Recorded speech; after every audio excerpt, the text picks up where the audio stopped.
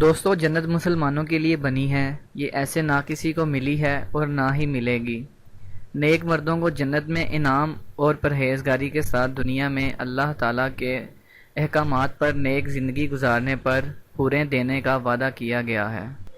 تو کنواری لڑکیوں جن کی شادیاں نہ ہو سکی، انہیں جنت میں کیا ملے گا؟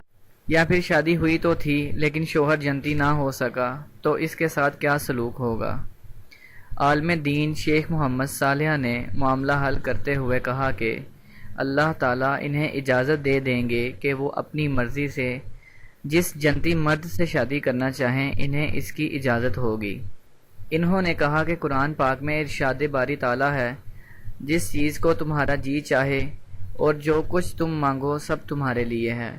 اسی طرح قرآن مجید میں ایک اور جگہ ارشاد فرمایا گیا، اور وہ جو خواہش کریں اور جن سے ان کی آنکھیں لذت پائیں وہ وہاں ہوگا اور تم اس میں ہمیشہ رہو گے۔